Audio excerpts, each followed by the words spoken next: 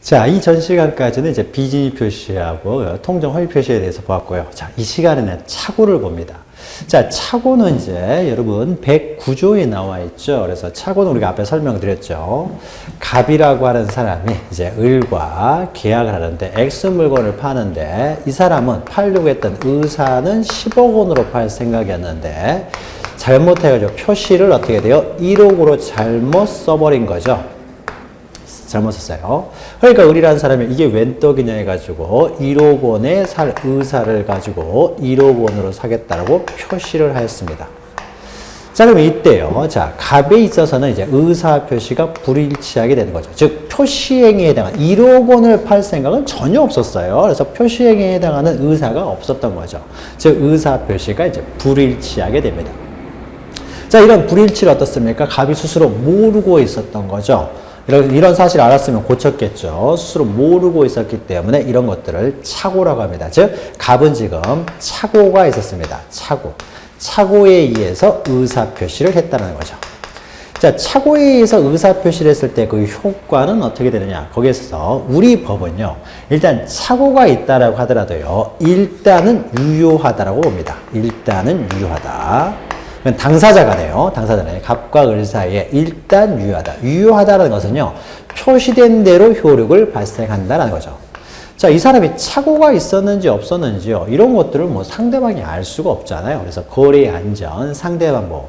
자, 우리가 민법을 계속 읽다 보면요. 이렇게 상대방 보호, 거래 안전 이런 말이 자주 등장을 합니다.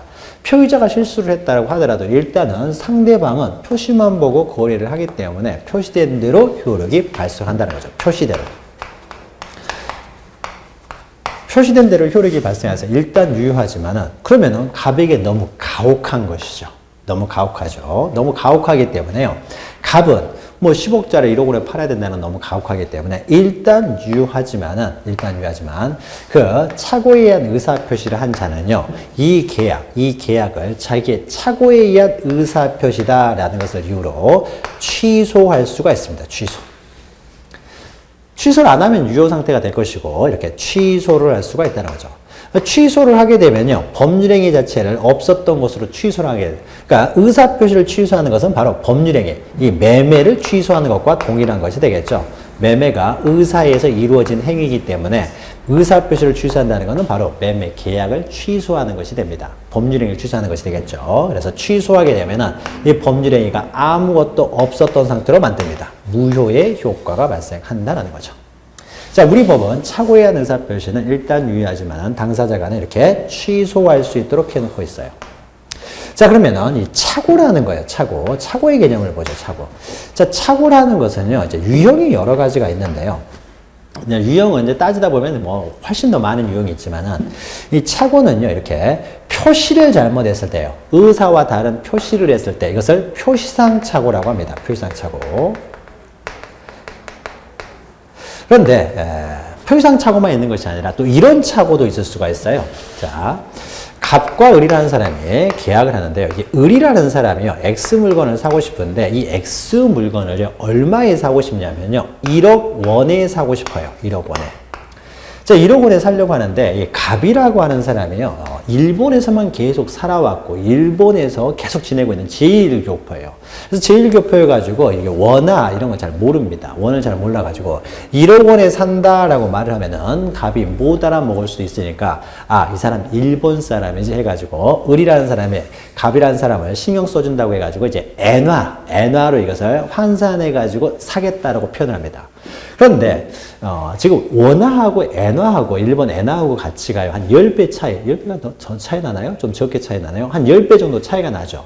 10배 정도 차이가 나기 때문에 1억 원이면요. 엔화 가치를 하게 되면은 1000만 엔에 산다라고 했어야 되는 거죠. 1000만 엔에 산다라고 했어야 되는데 이 사람이 혼동을 한 거예요.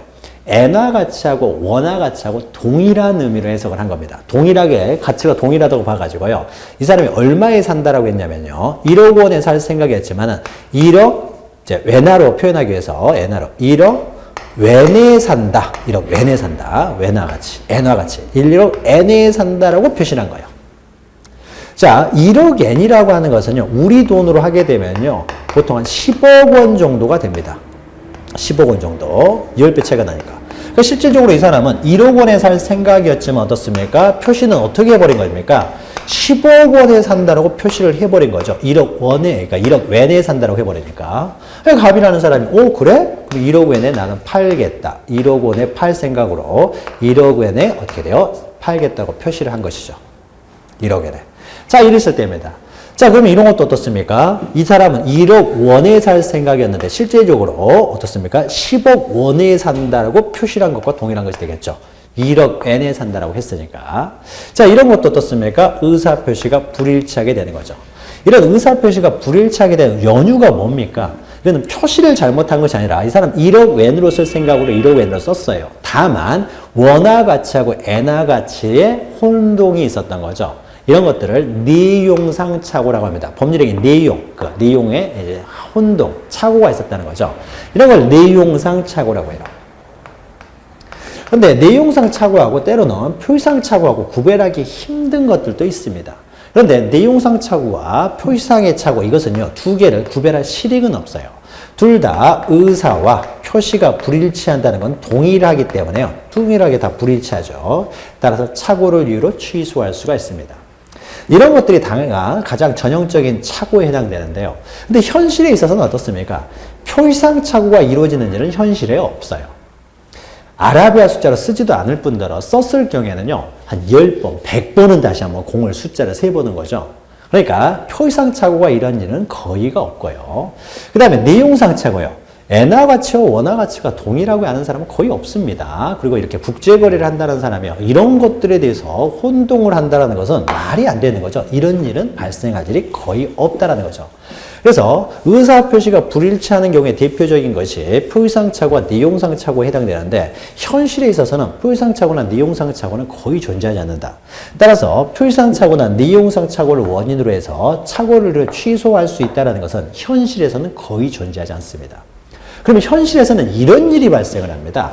자, 갑과 을이라는 사람이 X 물건 10억 원에 계약을 했어요. 토지를 계약을 했습니다. 그래서 이 사람 10억 원으로 X 물건을 10억 원에 팔 생각으로 10억 원에 팔겠다고 표시를 했고요. 을도 X 물건 10억 원에 살 생각으로 X 물건 10억 원에 사겠다고 했습니다.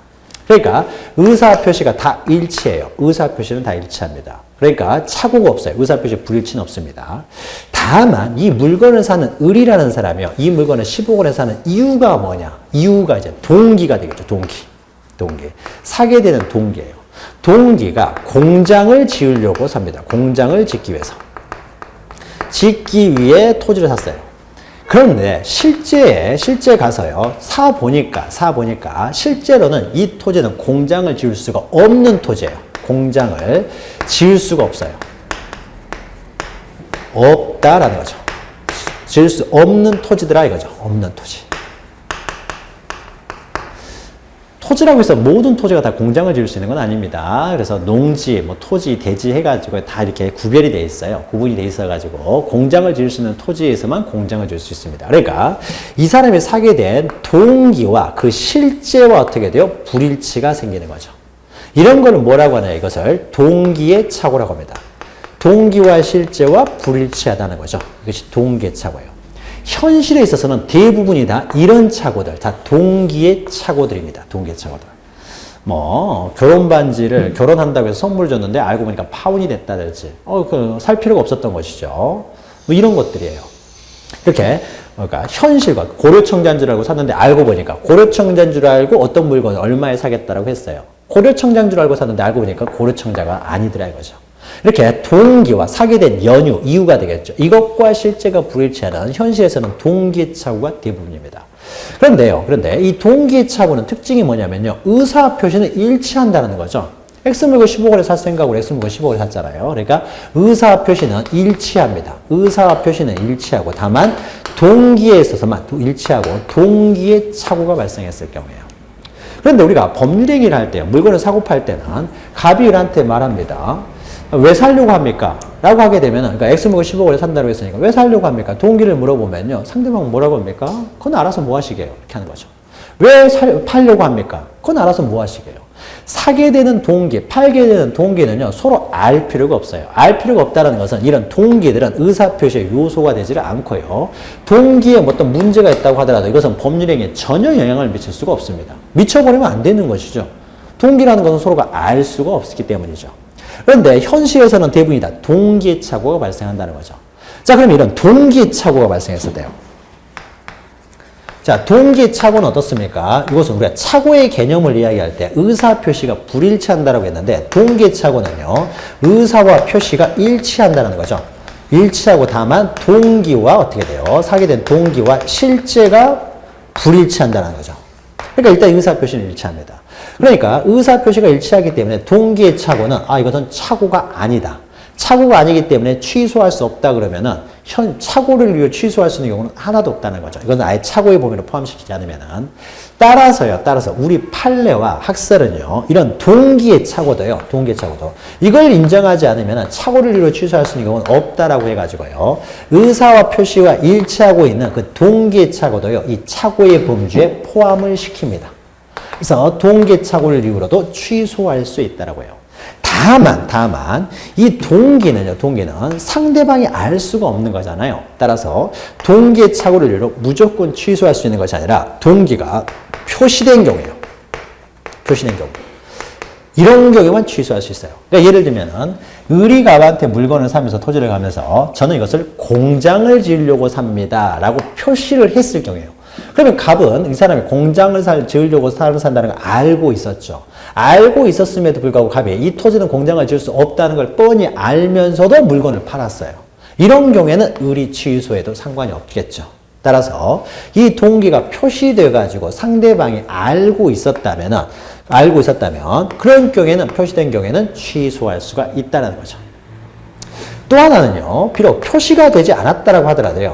이 사람이 비록 나는 공장을 사려고 삽니다. 공장을 지으려고 삽니다라고 표시를 하지 않았다고 하더라도 상대방 갑이 먼저 이렇게 말했어요. 이 토지는 공장도 지을 수 있고요. 농사도 지을 수 있고 다 할 수 있습니다. 라고 말을 한 거예요. 그러니까 의리라는 사람이 굳이 나는 공장을 지으려고 삽니다. 라는 걸 표시할 필요가 없었겠죠. 따라서 비록 표시를 안 했다고 하더라도 상대방에 의해서 이렇게 유발됐어요. 내 동기의 착오가 또는 제공이 됐다는 거죠.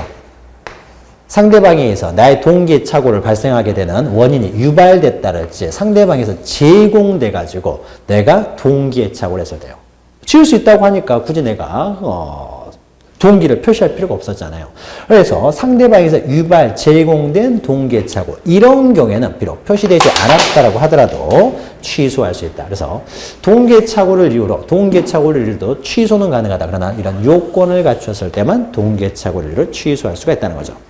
그래서 동기의 착오와 관련돼서는 133페이지 보시면은 동기의 착오 이렇게 내용이 나와 있죠. 이것도 하나의 착오의 범주에 포함을 시킨다라는 겁니다. 자, 그러면 이런 착오가 발생했을 때, 이런 착오가 있다라고 했을 때는 그러면은 동기의 착오 같은 경우는 이렇게 표시됐을 경우에는 다 취소할 수 있느냐? 착오가 있기 때문에 다 취소할 수 있느냐? 그건 아니에요. 자, 착오가 있다라고 하더라도요. 착오를 이유로 취소하기 위해서는 플러스 두 가지 요건이 필요합니다. 더 필요해요. 내가 착오가 있다고 해서 무조건 취소하게 되면 상대방은 너무 큰 피해를 볼 수도 있는 거죠. 따라서 그 착오가요. 중요 부분에 착오해야 돼요. 법률행위의 중요 부분에 착오해야 된다는 거죠. 여기서 중요 부분이라고 하는 것은요. 중요 부분은 어떤 경제적 불이익을 봐가지고 경제적 불이익이 있으면 일단 중요 부분이라고 봅니다. 자, 이런 경우를 중요 부분이라고 해요. 만약에 착오가 없었더라면 이러한 의사표시를 하지 아니했을 것이라고 인정되면 중요 부분입니다. 그럼 이때 착오가 없었더라면 이런 행위를 하지 않았을 것이다. 의사표시를 하지 않았을 것이라고 인정되면 중요 부분인데 그 아니하였을 것이라고 인정되는 것이 일단 그 표의자의 입장에서 먼저 생각해 보고요. 만약에 착오가 없었으면요. 이런 식으로 쓰지를 않았겠죠. 그러니까 주관적으로 먼저 표의자의 입장에서 만약에 착오가 없었으면 나는 절대 1억으로 쓰지를 않았을 것이다. 이것이 인정되고 나아가 일반인의 입장에서도요. 그러니까 제3자 입장, 제3자 입장에서 나 같아도 이런 식으로 하지는 않았겠다. 라고 인정이 되면 그때 중요 부분 착오입니다. 자, 10억을 1억으로 쓰는 건 어떻습니까? 알았더라면 절대 이렇게 쓰질 않았겠죠. 9억 손해잖아요. 그럼 제3자 입장에서도요. 나 같아도 이렇게는 쓰지 않았겠다. 인정되겠죠. 그러면 이것은 중요 부분의 착오라고 보는 겁니다. 일반인이 보더라도 나 같아도 이렇게 하지 않았겠다라고 하면 중요 부분의 착오가 돼요. 이런 중요 부분의 착오가 있었을 경우만 취소할 수 있고요. 나아가서 두 번째로요. 이런 착오를 함에 있어서 표의자, 착오에 의한 의사표시를 한 자에게 중대한 과실이 없어야 돼요. 조그마한 과실이 있는 건 상관없지만 중대한 과실이 없을 것. 이 두 가지 요건이 필요합니다. 그래야만이 그에 따라서 이제 착오를 이유로 취소할 수가 있다라는 거죠. 취소할 수가 있다. 자, 그러면은요, 이제 거기에 대해서 이제 그 첫 번째 그 착오 132페이지 보시면 착오에 대한 법정 보시면 의사 표시의 중요 부분에 어떻습니까? 착오가 있는 경우에 이런 경우에는 취소할 수가 있다. 그러나 착오자에게 중대한 과실, 즉 중과실이 있다는 거죠. 중대한 과실 줄여서 중과실입니다. 중과실에 인한 경우에는 취소할 수 없다. 그러니까 취소하기 위해서는 중요 부분에 착오해야 되고 나아가서 중대한 과실이 표의자에게 없어야 된다는 거죠. 이런 경우만 취소할 수가 있다는 겁니다. 자, 그래서 이에 관한 설명은요, 오른쪽에 나와 있습니다. 양가로 2번 보시면은, 착오로 인한 취소 요건에서 중요 부분에 착오일 것. 그 다음에 두 번째로 중과실. 중과실이라는 것은 조금만 생각했으면, 이런 일이 벌어지지 않았을 것이다. 라고 하게 되면 조금만 주의를 기울였어도 절대 이런 일은 없었을 것이다. 라고 하는 그 작은 주의를 게을리했다는 거죠. 그러면 중과실이 있는 것이 돼서 이런 데는 착오를 이루어 취소하지 못합니다. 예를 들면 우리가 앞에 썼던 것 중에요. 공장을 지으려고 땅을 샀습니다. 우리라는 사람이. 공장을 지으려고. 그래서 공장을 지으려고 땅을 사는데요. 그건 동기의 착오입니다. 그런데 이 사람이 공장을 지으려고 삽니다라고 표시가 됐어요. 표시가 됐을 때는 동기의 착오를 이유로 취소할 수가 있습니다. 공장을 지으려고 샀는데 공장을 짓지를 못해요. 그럼 당연히 어떻습니까? 공장을 만약에 의뢰 입장에서 봤을 때 공장을 지을 수 없으면 당연히 안 샀겠죠. 그리고 일반인의 입장에서 어떻습니까? 당연히 공장 지을 수 없으면 안 샀을 거 아니에요. 따라서 이것은 중요 부분의 착오예요.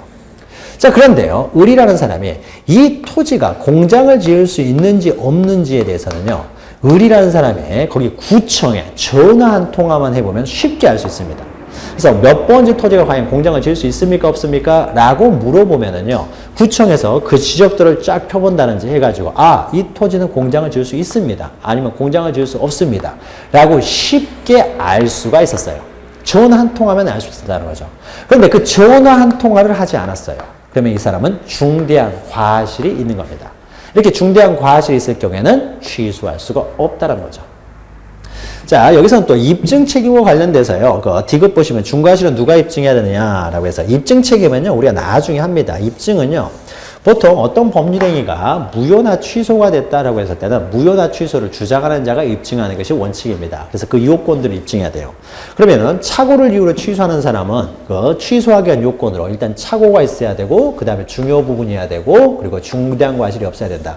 이 세 가지를 모두 입증해가지고 취소를 할 수 있을 것처럼 보이지만은 우리 법에서는요, 우리 법은 착오가 있다는 사실하고 중요 부분의 착오다. 이 두 가지만 착오로 인해서 취소하는 사람이 입증하면 된다고 합니다. 그래서 이 중대한 과실이 없다는 것까지 입증할 필요는 없고요. 나중에 다 이제 외워야 되는 것인데, 이 중대한 과실이 있다는 것은 만약에 착오를 이유로요, 취소를 하려고 했을 때 이 사람은 취소를 막고 싶은 사람 되겠죠. 막고 싶은 사람이에요. 이 막고 싶은 사람이 너는 중대한 과실이 있기 때문에 착오를 취소하지 못해 라는 사실은 상대방이 입증해야 된다고 봐요. 그래서 취소를 하고자 하는 사람은 자기가 중요 부분에 착오가 있었다는 사실만 입증하면 되고요. 그럼 바로 취소하려고 해요.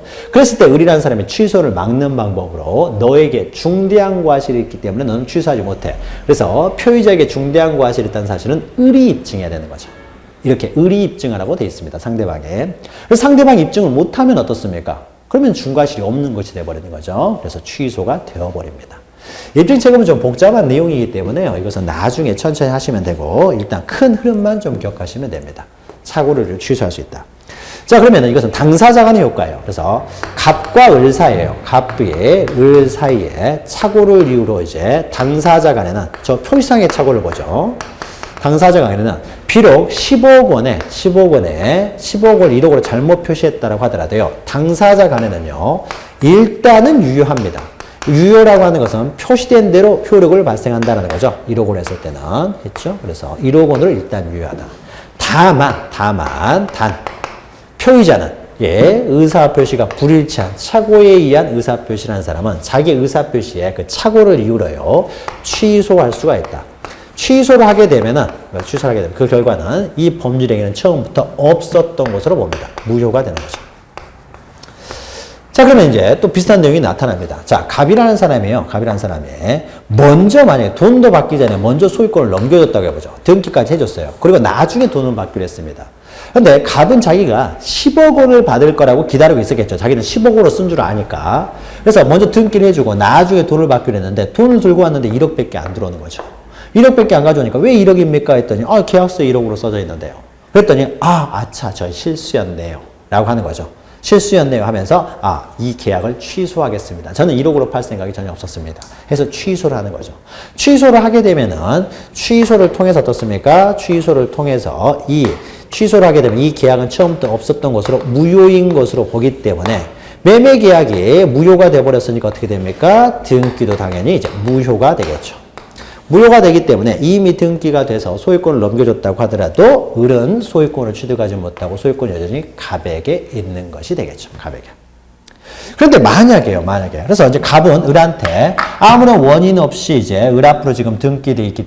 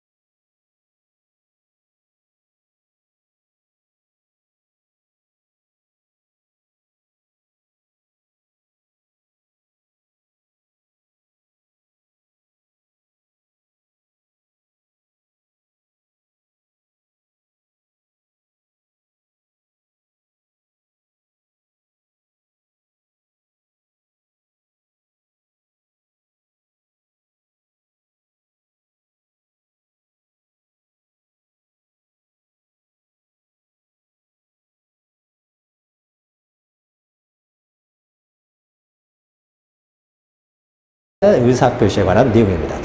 착오가 있었을 때 일단은 당사자 간에는 유효하다. 그러나 취소할 수가 있다.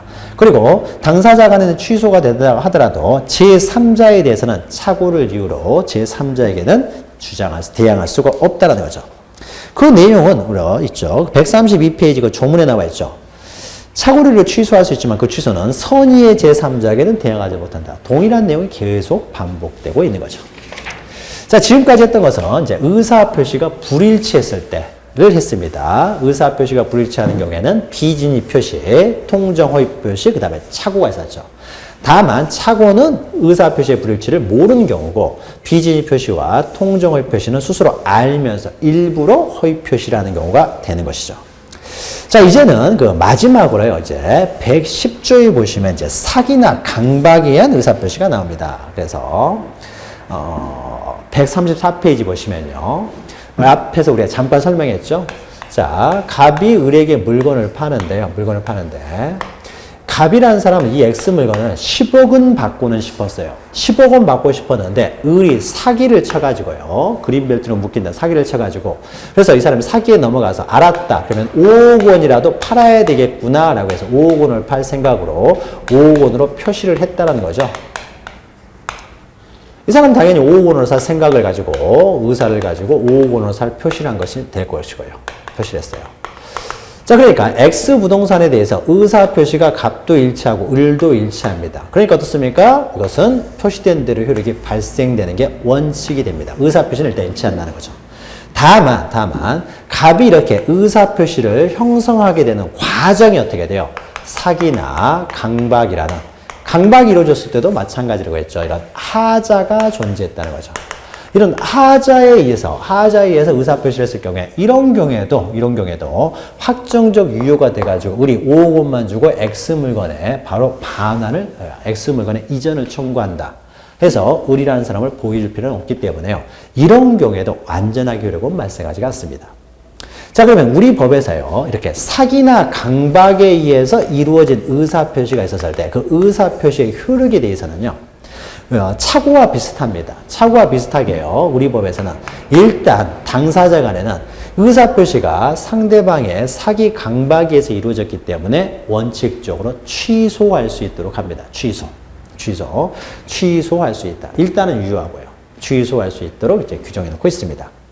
자, 그러면 여기서요, 도대체 사기란 무엇이냐, 강박이 무엇이냐, 이 개념이 나오죠. 그래서 먼저 사기가 있죠, 사기. 자, 사기라고 하는 것은요, 사기는, 사기, 이렇게 보죠, 사기. 사기라고 하는 것은요, 기망행위죠, 기망행위. 사기가 되기 위해서는요, 기망행위에 대한 고의가 있어야 됩니다. 고의. 그래서 일부러 이제 을이라는 사람이요, 사기, 기망행위에 대한 고의를 가지고 이 사람이 착오에 빠져서 속아 넘어가야 되겠죠. 아무리 속였다고 하더라도 이 사람이 안 속아버리면 의미가 없는 거고요. 속아 넘어가서 즉 착오에 빠져가지고 어떤 의사 표시를 하게 하려는 고의가 있어야 되는 거죠. 그럴 고의를 가지고 어떻게 돼요? 이제 기망행위를 한 거죠. 이렇게 위법한 기망행위를 합니다. 위법한 기망행위를 하고요. 이 기망행위에 의해서 상대방이 사기는 을이 했습니다. 그러면 이제 상대방 갑이 착오에 빠지는 거죠. 아, 정말로 그린벨트로 묶이나? 그런데 묶일 거라고 팔았는데 알고 보니까 안 묶이는 거예요. 그러니까 동기, 그린벨트로 묶일 줄 알고 팔았는데 그린벨트로 묶이지 않은 거죠. 그러니까 팔게 되는 동기에 어떻게 됩니까? 착오가 발생하는 거죠. 동기. 우리가 동기 착오를 앞에서 잠깐 설명했습니다. 우리가 착오 그러면은요, 의사 표시가 불일치하는 것을 착오라고 했는데, 그 중에서 동기의 착오는 어떻습니까? 의사 표시가 일치하는 경우죠. 그래서 사기에 의한 의사 표시가 이루어지게 되면요, 표시상 착오나 만약에 내용상 착오가 이루어져가지고 의사 표시가 불일치하게 돼버리면요, 이건 사기가 되지를 않습니다. 사기나 강박에 의한 의사 표시는 항상 일치가 돼야 돼요. 일치가 되는 경우에만 사기, 강박에 의한 의사 표시가 됩니다. 그러면은 착오와 사기는 어떻습니까? 양립할 수가 없죠. 여기서 착오는 표시상 착오 이런 걸 말하죠. 표시상 착오는 의사 표시가 불일치하는 것이고 사기한 의사 표시는 의사 표시가 일치하는 것이기 때문에 의사 표시가 일치하면서 불일치할 수는 없는 거죠. 그래서 표시상의 착오면 표시상의 착오가 되고 사기면 사기가 되는 것이지 이것도 저것도 둘 다 될 수는 없어요. 그러나 착오 중에서도 동기 착오는 어떻습니까? 의사 표시가 일치하는 거죠. 사기도 의사 표시가 일치하는 것이고 따라서 동기의 착오와 사기는 어떻습니까? 양립이 가능할 수가 있습니다. 같이 병존할 수가 있어요. 그래서 사기를 통해서 어떻게 됩니까? 동기의 착오가 발생했다는 거죠. 착오. 동기의 착오를 말하는 거죠. 사기에 따라서 착오에 의해서 의사 표시가 이루어졌다. 이때 착오는 동기의 착오를 말합니다. 그래서 착오에 빠져가지고 어떻습니까? 이제 의사 표시를 하게 됐다는 거죠. 물론 이때 의사 표시는 일치하는 것이고요. 자, 그러면 강박에 의한 의사 표시. 강박도 마찬가지입니다. 강박의 개념도요. 먼저 강박을 해서 상대방에게 공포심을 유발시켜가지고 의사 표시를 하게 할 고의가 있어야 되겠죠. 고의라고 하는 것은요, 이제 인식하고 이렇게 생각을 가지고 이제 의욕하는 것을 이제 고의라고 하는 거죠. 그 고의를 가지고 위법한 어떻게 됩니까? 강박행위가 있어야 되겠죠. 강박행위. 그런데 아무리 강박행위를 했다고 하더라도 상대방이 공포심이 없어요. 공포심이 없고 차라리 강박을 하니까 불쌍해서 그냥 사줬습니다. 그러면 이 사람은 의사표시를 하면서 하자가 없죠. 공포심에 의해서 의사표시를 한 것이 아니라 그냥 불쌍해서 한 것이죠. 그러니까 자신의 의사표시에 전혀 하자가 없습니다. 여기도 마찬가지예요. 아무리 기망행위를 했다고 하지만 상대방이 넘어가지는 않았어요. 착오가 이루어진 것이 아니라면 어떻습니까? 이런 경우는 사기에 의한 의사표시를 한 게 아니죠. 의사표시를 할 때 하자가 없었으니까요. 따라서 위법한 강박행위에서 공포심을 일으켜야 됩니다. 그리고 그 공포심에 의해서 의사표시를 해야 된다는 거죠. 그러면 이것을 우리는 강박에 의한 의사표시, 이건 사기에 의한 의사표시라고 합니다. 자, 그러면 거기에 사기에 의한 의사표시에서의 주관적 인과관계, 기망과 착오 사이에서는 뭐 주관적 인과관계가 있어야 되는데, 주관적 인과관계는 바로 이런 거예요. 아무리 기망행위를 했다고 하더라도 착오에 안 빠져버리면 그 사람에 대해서는 어떻습니까? 착오에 의한 의사표시가 안 된다. 즉, 사기에 의한 의사표시가 안 된다라고 하는 거죠. 그러니까 모든 사람은 속아 넘어갈 정도로 사기를 쳤어요. 기망행위를 했다고 하더라도 그 사람은 착오에 빠지지 않았어요. 속아 넘어가지 않았다는 거죠. 그러면 그 사람은 어떻습니까? 사기에 의한 의사표시라는 건 아니겠죠. 그리고 또는 대충 그냥 가볍게, 그래서 대부분의 사람들은 넘어가지는 않아요. 넘어가지 않을 정도로 아주 약한 의미의 기망행위를 했음에도 불구하고 그 사람은 넘어가 버렸어요. 그러면 이 사람은 어떻습니까? 사기에 의해서 의사표시를 한 것이 되겠죠. 자기 의사표시에 하자가 있는 것이 되겠죠. 따라서 일반적으로 판단하는 것이 아니라 그 사람 주관적으로 판단을 한다는 의미입니다. 그래서 이런 것들이 이제 사기에 의한 의사표시, 이제 강박에 의한 의사표시예요. 자, 강박행위와 관련해서 밑에 보시면은 동그라미 1번 제목만 좀 보시면 돼요. 목적이 정당하더라도 수단이 위법하면 이것도 강박행위라고 봅니다. 또 수단이 정당해도 목적이 위법하면 둘 중에 목적이나 수단 둘 중에 하나만이라도 위법하게 되면 이건 다 위법한 강박행위가 돼요. 그 강박행위에서 공포심에 의해서 공포심을 받아서 의사표시를 하게 되면 다 강박에 의한 의사표시가 됩니다. 자, 그러면 이렇게 사기나 강박에 의해서 의사표시를 했을 때 그 효력을 보죠. 자, 효력은 먼저요. 당사자 간의 효과가 있겠죠. 당사자 간. 앞에서 했던 것과 동일하게 봅니다. 당사자 간. 그러면은 갑과 을 사이에 이제 그 효력이 됩니다. 자, 갑과 을 사이에 당사자 간은 이제 취소할 수 있다라고 했는데요. 예, 지금 사기나 강박에서 두 사람 사이 이제 매매가 이루어졌죠. 매매가 이루어졌습니다. 그 매매에 대해서 이제 효력인데요. 자, 사기나 강박을요, 이 상대방에 의해서 이루어졌어요. 그러니까 거래행위 상대방으로부터 직접 사기 강박이 이루어졌을 때요. 즉, 상대방으로부터 거래행위 상대방으로부터 사기 강박이 이루어졌을 때요. 사기 강박이 이루어졌을 때. 그때는 을은 나쁜 사람이죠. 가해자예요. 가해자이기 때문에 갑은 당연히 을을 상대로 취소할 수가 있습니다. 을은 보호할 필요가 없으니까요. 그런데 여기서는 만약에 제3자로부터 사기 강박이 이루어졌을 때요. 예를 들면 이런 경우가 있겠죠. 자, 갑이라고 하는 사람이요, 이 A라는 사람한테 도박 채무를 한 5억 원을 지고 있었다고 해보죠. 5억 원. 예, 도박을 해가지고 해서는 안 되는 거죠. 근데 도박빚은 안 갚아도 됩니다. 안 갚아도 되는데 안 갚으면 죽어요, 잘못하면. 그러니까 이 법하고 현실은 좀 많이 다르죠. 법적으로는 도박빚은 안 갚아도 되지만 안 갚으면 죽죠. 그러니까 갚아야 돼요. 그래서 안 갚으면 죽인다고 합니다. 이런 뭐 조폭들하고 연결돼 있고 하기 때문에 안 갚으면 죽을 것 같아요. 그래서 제3자 A가 어떻게 됩니까? 사기 강박을 했어요. 즉 을의 매매계약의 당사자 상대방 을로부터 사기 강박이 이루어진 것이 아니라 제3자에 의해서 사기 강박이 이루어졌다는 거죠. 사기나 강박이. 그래서 갑이라는 사람이 그 공포심을 못 이겨가지고 어쩔 수 없이 금매로 내놔가지고 팔았습니다. 금매로 내놔서 팔았어요. 그래서 매매행위를 했죠. 그러나 매매행위를 할 때 분명히 갑은 강박에 의해서 의사표시를 했지만은 을의 강박이 아니라 제3자에 의한 사기 강박이 이루어졌다는 거죠. 제3위 강박. 자, 그런 경우는 어떻게 됐습니까? 그런 경우에는요, 무조건 취소한다고 하게 되면 을이 어떻습니까? 갑이 금매로 하기 때문에 샀을 뿐이지 이 사람이 사기나 강박에서 물건을 판단한 사실을 을이 알 수가 없잖아요, 사실은. 그럼 이런 경우에 갑이 개인적으로 사기 강박 A로부터 받았다고 해서 을이 손해를 봐서는 안 되겠죠. 취소를 당하게 되면 일단 손해를 볼 수가 있으니까요. 자, 여기서 다시 둘로 나눕니다. 만약에요, 제3자로부터 사기 강박이 있었는데 이것이 갑이 어떤 의사표시를 했는데요. 상대방이 없는 의사표시를 했을 때. 상대방 없는 의사표시. 자, 상대방 없는 의사표시를 했어요. 그러니까 사기 강박에 의해서 상대방이 없는 의사표시를 했을 때는 갑은 당연히 그 의사표시를 뭐 상대방 보호 필요성 이런 것들이 없기 때문에 당연히 어떻습니까? 취소할 수가 있겠죠. 그러나 만약에 상대방이 있는 의사표시를 했을 때요. 이렇게 매매계약 같은 경우는 상대방이 있죠. 상대방이 있는 의사표시를 했을 때는 그 상대방도 보호해야 될 필요성이 있는 거죠. 자기가 개인적으로 사기 강박을 받았다고 해서 무조건적으로 취소해버리면 을이 손해를 보잖아요. 금매로 물건이 나와서 물건을 사려고 하는데 이 사람이 살 때 혹시 이것이 사기나 강박에서 금매로 내놓은 것이다. 이런 것까지 이 사람이 조사해보고 사야 될 이런 의무가 없잖아요. 이렇게까지 하면서 살 수가 없죠.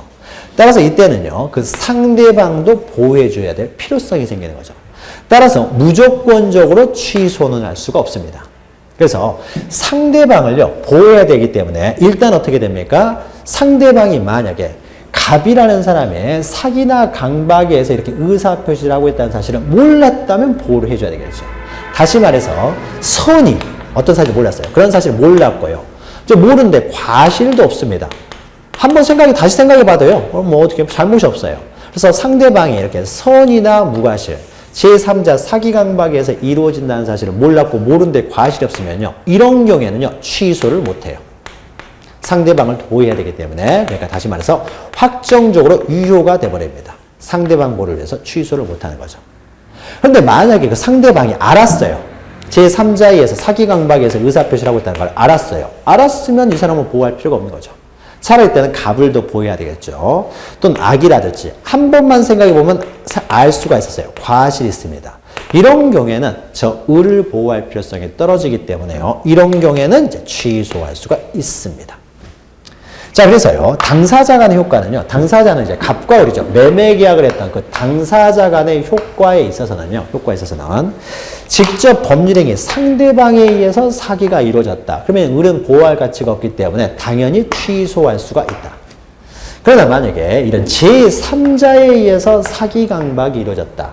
그랬을 때는 을도 보호해야 되기 때문에 을이 어떻습니까? 악이나 과실이 있었을 때 상대방이 있고 악이나 과실이 있었을 경우만 취소할 수가 있다라는 거죠. 취소할 수 있다. 물론 상대방이 없을 때는 당연히 취소할 수 있고 상대방이 있는 의사표시였을 때는 상대방의 악이 과실일 경우만 취소할 수 있다. 이것이 이제 당사자 간의 효과가 됩니다. 자, 그래서요, 오른쪽 보시면은 사기 강박에 의한 제3자 사기 강박에서 제2항 이렇게 되어 있는 거죠. 그래서 2항은 상대방이 있는 의사표시에 있어서는 제3자 사기 강박이 있었을 때는 상대방이 있는 의사표시에 있어서는 상대방의 악이 과실, 그러니까 3자 사기 강박이라는 것을 알았거나 알 수 있었을 경우만 취소할 수가 있다라는 겁니다. 요거 기억하시면 되고요. 이제 동그라미 2번은 대리인이 기망으로 계약을 체결했을 경우, 대리인의 기망. 그래서 우리가 대리를 안 배웠기 때문에요. 지금 다루기에는 좀 어렵습니다. 그래서 이 내용은 나중에 이제 설명을 해드리고요. 기본 강의 시간에 다시 대리도 배우고 난 다음에 설명을 해드리고요. 일단 여기서는 기본적인 내용들만 기억하시면 됩니다.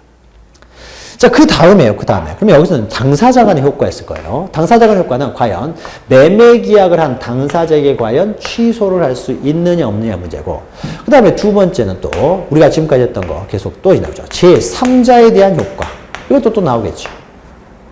제3자에 대한 효과는요. 자, 을이 갑에 대해서 사기나 강박을 통해서 이 사람이 등기까지 넘겨받았습니다. 등기를 넘겨받은 상태에서 을이 다시 병한테 그 물건을 처분했어요. 그래서 팔아먹었다는 거죠. 그래서 병 앞으로 다시 등기까지 했습니다. 그럼 이때 그 병이 보호되느냐죠. 여기서 이 제3자는 어떤 사람을 말합니까? 이 사기나 강박에 의해서 이루어진 의사표시에 의해서 이루어진 법률행위를 기초로 해서 새로운 법률관계를 맺은 사람을 말하는 거고, 여기서 제3자라고 하는 것은요, 사기 강박을 했던 주체가 법률행위의 당사자가 아니라 제3자에 의해서 사기 강박이 됐을 경우를 말하는 거죠. 여기서 제3자는 사기 강박의 주체로서의 제3자고, 여기서 제3자는 사기 강박에 의해서 이루어진 법률행위를 기초로 새로운 법률관계를 맺은 병을 말하는 거죠. 그러면 제3자에 대해서도요, 또 동일한 내용이 들어갑니다. 동일한 내용이. 만약에 갑이 을을 상대로 이렇게 취소를 했습니다. 만약에 취소를 할 수 없다라면 어떻게 했습니까? 그런 경우는 취소할 수 없기 때문에 확정적으로 유효가 되는 거죠. 대표적인 게 이렇게 되겠죠. 을에 의해서 사기 강박이 이루어지면 무조건적으로 취소할 수 있으니까 별 문제가 없지만은 제3자에 의한 사기 강박 같은 경우는 을이 선이 무과실이면 어떻게 됩니까? 이것은 유효가 되기 때문에 을이 완전히 소유권을 취득해 버리거든요. 을이 완전히 소유권을 취득하게 되면 소유자로부터 소유권을 넘겨받은 병은 당연히 소유권을 취득합니다. 그러니까 뭐 특별히 문제가 되잖아요. 그런데 만약 이렇게 취소할 수 있는 사안이었을 때 취소할 수 있는 사안이라는 것은 을에 의해서 사기 강박이 이루어졌다든지 또는 제3자에 의해서 사기 강박이 이루어졌다고 하더라도 을이 제3자 사기 강박을 알았거나 알 수 있었을 경우 이런 경우 이제 취소할 수가 있죠. 그래서 이런 경우에 갑이 을을 상대로 매매 계약을 이제 취소를 했다는 거죠. 자, 취소를 해버리면 어떻습니까? 그 법률행위는 처음부터 없었던 것으로 무효가 돼버린다는 거죠. 무효가 돼버리니까 이 등기도 무효가 되고 무효가 되니까 을은 소유권을 취득한 것이 없는 것이 돼버리고요. 그러니까 소유자가 아닌 사람으로부터 소유권을 넘겨받은 병은 소유권을 취득하지 못하게 되는 이제 문제가 생기는 거죠. 근데 우리가 거래행위를 할 때 을의 지금 등기가 사기 강박에서 이루어졌다는 것을 조사할 수는 없잖아요. 따라서 비록 이것이 을에 의해서 사기 강박 또 제3자에 의한 사기 강박에 대해서 을이 그러니까 악이나 과실이 있다고 하더라도 악이나 과실이 있어서 취소를 했다고 하더라도요. 그 취소를 가지고는 선의의 제3자 이런 사기 강박에서 을이 소유권을 취득했다는 사실을 몰랐던 제3자에 대해서는 그 취소를 가지고 대항하지 못한다라는 것이 또 나오게 됩니다. 제3자 보호 규정을 가지고 있다라는 것이죠. 자, 밑에 있는 그림은 보실 필요가 없고요. 그 사기나 강박에 대해서는 여기는 책에는 여기는 안 나와 있네요. 안 나와 있는데 나중에 기본 강의를 하면 나옵니다. 그래서 선의의 제3자에겐 대항하지 못한다는 것이요. 비진입 표시, 통정허위 표시, 그 다음에 착오에 의한 의사 표시, 그리고 사기 강박의 의사 표시가 공통적으로 다 나오는 내용입니다. 그래서 또 나옵니다. 기본 강의 시간에 자세한 내용을 할 거고요. 자, 그러면은 이제 사기 강박에 의한 의사 표시까지 함으로써 의사 표시에 있어서 의사 표시가 불일치하고 하자가 있게 됐을 때 그 효과를 봤습니다. 그 효과는 어떻습니까? 무효가 되든지 이렇게 취소할 수 있는 행위가 될 수가 있다는 거죠. 그러니까 확정적으로 완전하게 유효가 되지는 않는다라는 겁니다. 자, 그럼 만약에요, 그 의사 표시에 있어서 이렇게 의사 표시가 일치하고 하자가 없다라고 하면은요, 의사 표시는 이제 효력을 발생하겠죠. 자, 그 의사 표시가 효력이 발생해야 이제 법률행위도 이제 효력을 발생하게 될 텐데, 자, 그 의사 표시는 그러면 언제 효력이 발생하느냐 이거입니다. 언제 효력을 발생하느냐? 그게 이제 의사 표시의 이제 효력 발생하고 관련된 내용이에요. 136페이지에 있습니다. 갑이라는 사람이요. 을한테, 그 물건 내가 사겠습니다. 라고 해요. 청약을 합니다. X 물건 10억 원에 사겠습니다. 라고 청약을 해요. 자, 청약의 의사표시, 갑이 을에게 청약의 의사표시를 했을 때 그 의사표시에는 의사표시도 불일치하고 하자도 없고 했을 때는 완전한 이제 의사표시가 될 텐데 그 의사표시는 언제 효력이 발생하느냐 이거죠. 자, 의사표시는요, 이런 식으로 됩니다. 만약에 상대방이 없는 의사표시요. 상대방 없는 단독행위라는 게 있었죠. 소유권을 포기한다든지 유언을 한다든지. 자, 이런 것들은 상대방이 없는 의사표시, 단독행위이기 때문에 그 의사표시 효력은요, 갑이 의사표시를 외부적으로 표시를 한 때, 이것을 우리는 법에서는 표백이라고 표현합니다. 표백. 외부적으로 어떻게 표백을 할 때, 표시를 할 때, 그때 효력이 발생합니다. 상대방 없는 의사표시는요, 상대방이 없기 때문에요. 그런데 상대방이 있는 의사표시는 자기 혼자서 표백만 했다고 해서 의사표시 효력이 발생해서는 안 되겠죠. 상대방이 있는 의사표시는 이렇게 계약에 있어서의 의사표시 또는 상대방이 있는 단독행위 이런 것들이 상대방이 있는 의사표시가 되겠죠. 그럼 표백을 하고 난 다음에 어떻습니까? 그 다음에 을에게 상대방이기 때문에 발신을 하겠죠. 발신, 발송 동일한 의미죠. 자, 발신을 하게 되면요, 이제 발송을 하게 되면 을에 이제 편지함에 도달을 하게 되겠죠. 도달하게 되면은 을이 그 편지를 읽습니다. 읽어서 그 내용을 인식했다. 읽어서 내용을 인식했다라는 것을 법에서는 요지라고 합니다. 요지. 읽어서 인식을 했다는 거죠. 자, 이런 과정을 통해서 표백하고 발신하고 도달하고 이제 인식하는 이런 과정을 통해서 의사표시가 전달이 됩니다. 상대방의 의사표시는. 그러면 이때 의사표시는 언제 효력이 발생했다고 볼 것이냐죠. 물론 전화를 하게 되면 어떻습니까? 표백과 발신과 도달과 유지가 동시에 이루어지겠죠. 그래서 전화를 통해서 또는 대화자 사이에서는 이런 것들이 동시에 이루어지기 때문에 특별히 뭐 발신한 때, 도달한 때 이런 걸 따질 필요가 없어요. 그런데 이렇게 서신으로 만약에 의사표시를 하게 되면은 표백한 때와 발신한 때, 도달한 때, 요지한 때가 틀려지게 되겠죠. 이제 틀려질 때 과연 언제 의사표시는 효력이 발생한다고 볼 것이냐라는 겁니다. 자, 거기에 대해서요. 표백한 때 바로 효력이 발생한다 그러면은 을도 뭐 전혀 인식도 못한 상태에서 의사표시가 발생해서는 안 되겠죠. 그러니까 이게 표의자가 될 것이고요. 의사표시를 한 자, 이 사람이 이제 상대방이 되겠죠. 그러면은 상대방이 그 내용을 읽었을 때, 편지함을 가지고 읽었을 때, 이때 만약에 효력이 발생한다고 하면은 편지함에 도달한 다음에 일주일 있다 읽을 수도 있고, 열흘 있다 읽을 수도 있고, 한 달 있다 읽을 수도 있는데, 그때 효력이 발생한다고 하게 되면은 의사표시의 효력 발생 시기가 너무 그 상대방에 의해서 결정되는 너무 고무줄이 되는 거죠. 그러니까 갑은 도저히 의사표시 효력 발생 시기를 분간할 수가 없게 되는 거죠. 따라서 이건 너무 일방적으로 상대방 위주이기 때문에 이것도 안 돼요. 자, 그러면은 발신한 때 아니면 도달한 때 둘 중에 하나에 이제 효력이 발생한다라고 해야 될 텐데, 이제 표의자가 있고 상대방이 있으면은 우리 법은요, 일단 상대방을 보호합니다. 상대방의 입장에서 파악을 하는 거죠. 따라서 원칙은 도달한 때 효력이 발생한다고 봅니다. 상대방에게 도달한 때. 그러나 우리 법에서 예외적으로요, 발신한 때 효력을 발생한다는 것도 있어요. 그건 예외입니다. 그 예외에 해당하는 것은 우리가 기본 강의 시간에 천천히 하면 되니까 이 원칙적인 내용만 좀 이해하시오. 여기서 말하는 도달의 의미는 뭐냐면요, 내가 읽었을 때를 의미하는 것이 아닙니다. 이 편지통으로, 을 편지함으로 들어가가지고 언제든지 을이 읽을 수 있는 상태, 맘만 먹으면 언제든지 읽을 수 있는 상태, 그 상태가 되면 우리는 도달했다고 봅니다. 그러니까 편지함에 들어오는 거죠. 이메일로 만약에 어떤 의사표시를 했을 때는 이메일이 내 이메일 편지함에 들어왔을 때 그때 도달한 것이 돼요. 그때 바로 어떻게 됩니까? 효력이 발생을 한다는 거죠. 그러니까 일주일이 있다가 내가 읽었다고 하더라도 효력은 이미 도달한 때 효력이 발생한다는 겁니다. 도달주의를 취하고 있어요. 자, 그래서 양가를 1번 보시면 도달주의 이렇게 했죠. 도달주의. 왼쪽에 있는 편지, 위에 있는 그림은요, 편지 작성이 바로 표백을 말합니다. 그리고 이게 원칙, 이게 예외라고 하는 것이죠. 자, 도달이라고 하는 것은 거기 있죠. 우편물 내용을 알 수 있는 객관적인 상태. 즉, 편지함으로 들어오게 되면은 그때 어떻습니까? 도달한 것이지. 니은 보시면 그 내용을 알았을 것까지 요건을 하지는 않는다라는 겁니다. 않는다. 그 정도만 보시면 되고요. 또 동그라미 2 보시면은 도달의 입증 이런 거 있는데요. 입증 책임에 관한 문제는 우리가 좀 복잡하니까 기본 강의 시간에 하기로 하고요. 일반적인 내용만 좀 기억하시면 됩니다. 나왔으니까 잠깐 설명하면은요. 갑이 만약에 보통 우편으로요. 보통 우편으로 발신했습니다. 근데 발신을 했으면은요, 만약에 발신을 했으면요, 편지함에 들어왔는데, 을은 못 받았다고 하는 거예요. 못 받았다고. 자, 을이라는 사람이요, 자기 앞으로 도달했음에도 불구하고 마음에 안 드는 의사표시가 들어와가지고 찢어버렸다고 해보죠.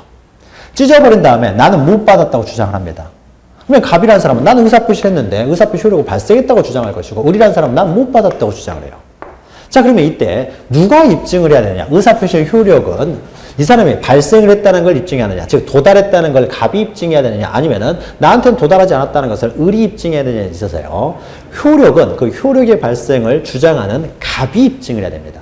근데 갑이요, 내가 발송을 해가지고 을이라는 사람이 그걸 찢어버리고 불태워서 사라져버리면 도달했다는 걸 어떻게 입증하겠습니까? 입증하는 게 쉽지가 않죠. 따라서요, 만약에요, 갑이라고 하는 사람이요, 그 표시 발신을 할 때 이것을 내용 증명이나 등기 우편으로 발신했습니다. 내용 증명이나 등기 우편으로 발신을 했는데 반송이 안 됐어요. 반송이 안 됐다는 건 뭡니까? 도달을 한 거죠. 보통 등기 우편이나 내용 증명 우편은 그 사람 본인을 확인하고 주는 거죠. 아니면 적어도 뭐 배우자라든지 자식이라든지 이런 식으로 확인하게 해주는 거죠. 여기 그 사람 살고 있습니까? 라고 해가지고 가족들한테 확인하고 주기 때문에 만약에 현재 거기에 이게 도달이 안 됐다라면 어떻습니까? 만약에 발신했는데 그 사람이 거기에 살고 있지 않았으면 당연히 반송이 됐겠죠. 반송이 됐다는 것은 도달하지 않은 것이 되겠죠. 그러나 반송이 되지 않았다는 것은 일단 도달한 것으로 취급을 하겠죠. 그래서 반송이 되지 않았다는 것을 이 사람이 증명을 하게 되면 도달한 것이 되는 겁니다. 반송되지 않으면 도달한 것이 되겠죠. 그러나 만약에 일반 우편으로 보냈을 때요. 일반 우편으로 보내면은요. 이런 거는 본인 확인 안 하죠. 편지함에 그냥 놔버립니다. 편지, 아파트 같은 경우는 편지함들이 있죠. 그러면 편지함에 들어온 우리 집에도요, 편지함으로 오는 거 보면은 잘못된, 그러니까 과거에 살던 사람 주소로 이렇게, 과거에 살던 사람 이름으로 오는 우편물들이 많습니다. 그럼 우편물들을 쓰면 어떻습니까? 우리가 반송해 줍니까? 안 해주죠.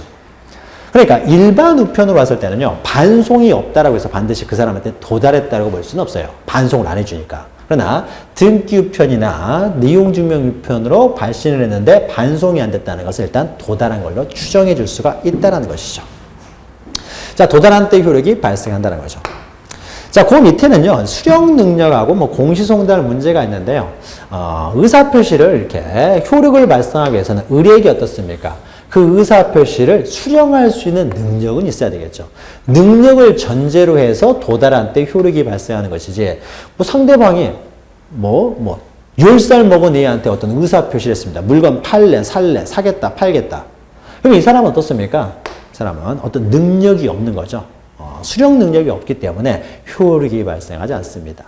이런 경우에는 이제 법정 대리인이 있겠죠. 미성년자이기 때문에. 그래서 법정 대리인이 그것을 안 때 효력이 발생한다는 거죠. 그래서 의사표시의 효력을 발생하기 위해서는 그 상대방에게 최소한 의사표시를 수령할 수 있는 능력은 있어야 된다라는 것인데 그렇게 아주 중요한 내용은 아닙니다. 그리고 양가로 3번의 공시송달은요. 개념만 좀 보시면 돼요. 자, 갑이 을에게 어떤 의사표시를 하려고 하는데 발송을 해야 돼요. 발송을 해서 도달의 효력이 발생하는데 이 사람은 주소를 모릅니다. 주소를 모르면은 의사표시를 하고 싶은데 어떻게 해야 되겠어요? 이럴 경우에는 이제 공시송달 방법을 이용을 합니다. 그래서 과실 없이요, 상대방의 주소를 모를 때는 민사소송법상의 공시송달을 이용할 수 있어요. 그래서 이런 경우에는 이제 법원 게시장에다가 이렇게 올림으로써 송달을 할 수가 있습니다. 이것은 그렇게 또 중요한 것이 아니기 때문에 여기서는 그냥 의사표시 효력 발생 시에는 원칙적으로 상대방에게 도달한 때 효력이 발생한다.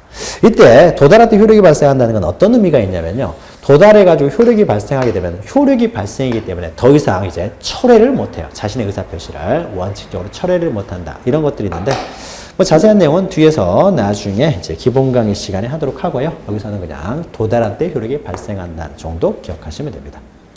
자, 의사표시에 관한 내용을 이렇게 보았고요. 이제 잠시 쉬었다가 법률행위 시간, 또 민법 정체를 통해서 가장 어려운 것 중에 하나라고 보는 비리에 대해서 살펴보겠습니다. 잠시 후에 뵙겠습니다.